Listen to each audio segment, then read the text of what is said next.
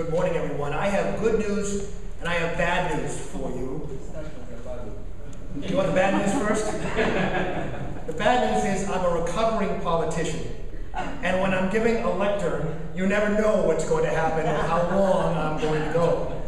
That's the bad news. The good news is, because of logistical difficulties, I only have a few minutes with you this morning.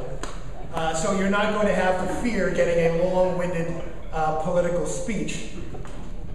So I want to apologize in advance for the brevity of my comments to you today, because this conference is so important.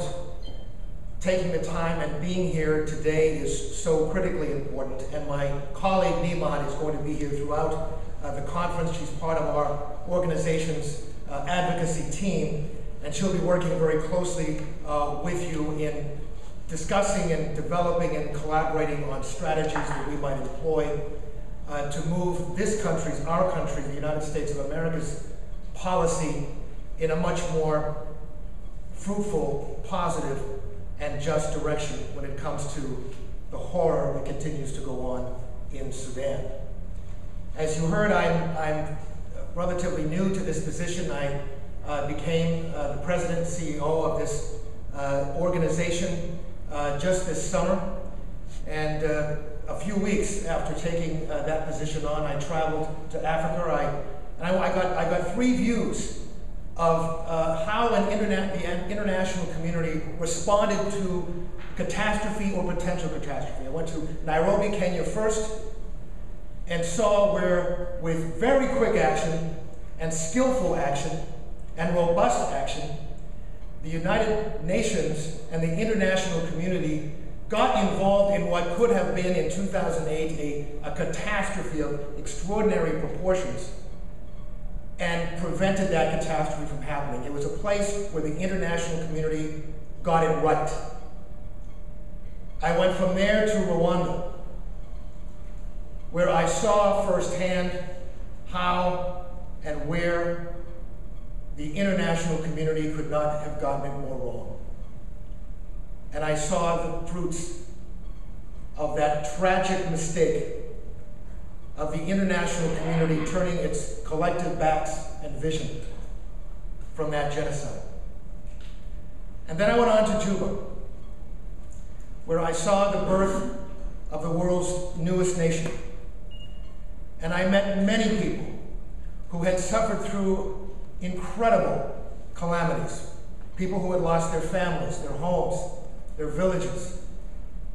And I heard time and again from leaders, particularly religious leaders from the Nuba Mountains, who described to me in great detail of the horror that is going on there right now at the hands of Omar al-Bashir. Extraordinary stories.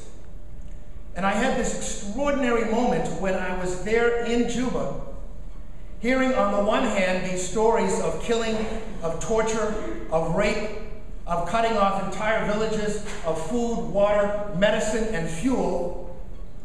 And on the other hand, hearing our own Secretary of State praising the Sudanese government and encouraging it to, and I'm quoting, continue on the path to peace.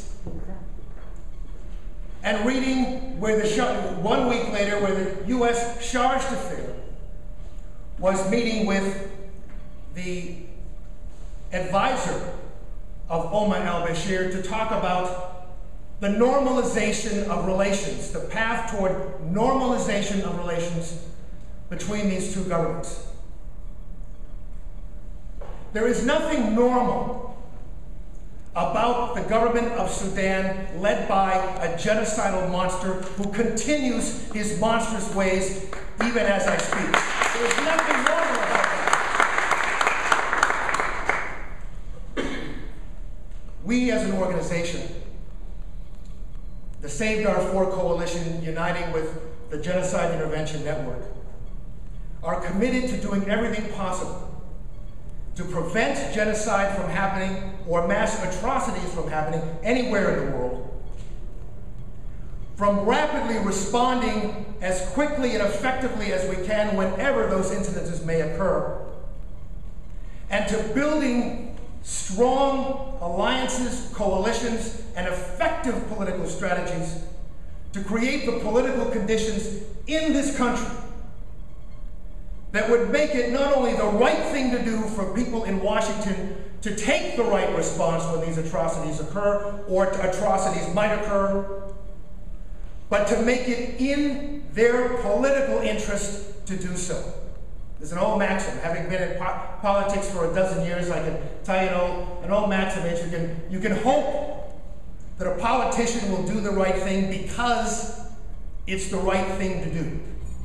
But you can count on a politician doing the right thing if they perceive it to be in their political interest to do so. We have got to make it in the interest of people in Washington to do the right thing. I want to tell you, talking about the normalization of relations with a genocidal monster not only puts those people who are directly in his harm's way at greater risk, but it also puts people around the world at risk who could become victims of the next genocidal monster, who is looking at Omar al-Bashir right now, someone wanted for crimes against humanity, war crimes, and genocide, and watch him get the red carpet treatment in Beijing, and watch him be courted by a U.S. chargé d'affaires who wants to talk about the normalization of relations. This is not about geography. This is about genocide. And it seems to me that it's a deep, unfortunate situation when just about everyone knows the name Gaddafi or Saddam Hussein. But so few know of the genocidal monster named Omar al-Bashir. And ladies and gentlemen, every American should know that name and know what it means and stand up and insist that the United States of America hold him fully and truly accountable. There can be no normalization of relations as long as Omar al-Bashir is in power of that government. We need to use every means possible to put the requisite pressure so that lives can be saved in that part of the world, and that the entire world knows that once and for all, this international community will hold those who are committing mass atrocities or genocide accountable. Now, I want to, again, apologize. But I want to tell you a story, and I want to then make a few recommendations that my colleague Nima will follow through on in discussions. I think we have to talk very practically about political strategy and organizing strategy. And that begins by recognizing the political climate that we currently are in. And we have some real disadvantages when it comes to this climate. So we have to be strategic and focused and build the kind of alliances that we need to build in order to deal successfully with this climate. The story is this. When I was in Rwanda and I was visiting some of the memorial sites, I was, of course, horrified by all that I saw. But it occurred to me as I was reading that history and thinking about this horror in Rwanda, much to my horror, that I was in Congress at the time that this was all going on. And I was serving as a member of the Armed Services Committee, and I was serving as a member of the leadership team.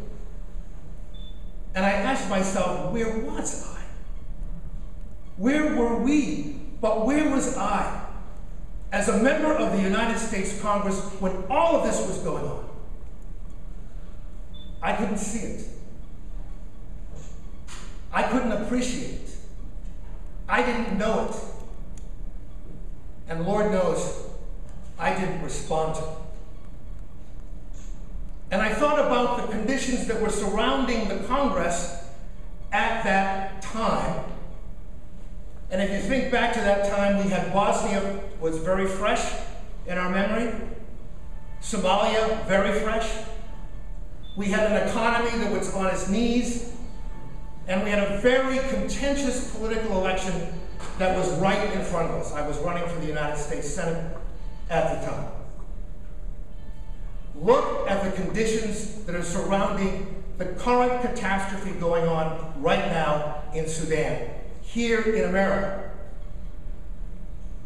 We have Iraq, we have Afghanistan, we have Libya, we have an economy on its knees, we have a political climate in Washington that is at paralysis, and we have very similar, in short, conditions in this period of time that existed back in the 90s during the Rwandan genocide. What we have to do is break through that climate, to break through the fog of these other political variants that are going on, swirling around Washington, and shine a light of clarity to members of Congress. And we do that by finding those constituencies, those groups, those people who are aligned with us, either because of their values, because of their ethnicity, because of their experience, because there is a direct connection between them and what's going on in Sudan. I'll give you a quick example from one of the elements of the political spectrum that you might not think would be one of our natural allies, but they are. And that is the evangelical community, who has been so influential within Republican circles in particular, and among various networks, including some of the Tea Party networks. And among those members of Congress who came to Washington from that base of support, I've heard many times that they consider themselves to be more isolationist, if you will. The kind of view that, well, look, the United States has to mind its own business. We have so many problems in our own country. We shouldn't be poking our noses into other people's business. This is a very prevalent notion that you hear a lot in Washington, D.C.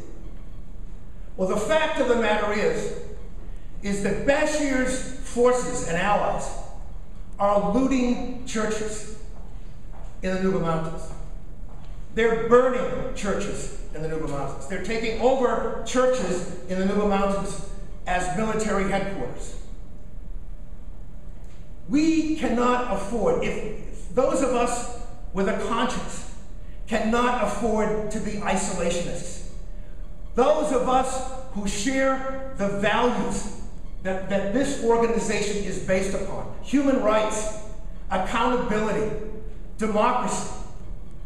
No one who shares those ideas and values can afford to be isolationist when people are being murdered and raped and tortured even as we speak. We need to give the lie to that idea of isolationism, embrace those factions and groups, including those Christian evangelical groups who care a great deal about their brothers and sisters being tortured and killed, having their churches looted and burned as we speak. Those are allies that we should be embracing and joining our forces. Women's organizations, children's organizations, civil rights organizations, neighborhood groups and organizations who care about people. These are all natural allies. Students and student groups.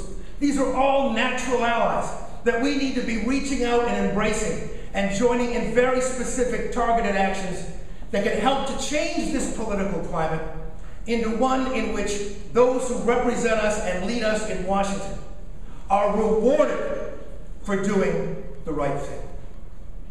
I can't thank you enough for inviting me personally to join you today. I can't thank you enough for inviting my organization to be part of this entire conference. And I can't thank you enough for your commitment and your tenacity in the midst of such tragedy. You have been through, many of you have been through so much. And it would be so easy, as I talked to many people in South Sudan, I thought about how easy it would be for them to not only lose their families and their homes and their futures, but their hope. but they have not lost their hope, and they have not lost their will, and they have not lost their tenacity. And if we can join them with that same hope, and that same commitment, and that same tenacity, we can prevail even in these challenging political times, and this Congress and this President can and will do the right thing. And Omar al-Bashir will not be anywhere but in The Hague facing justice. Thank you very much.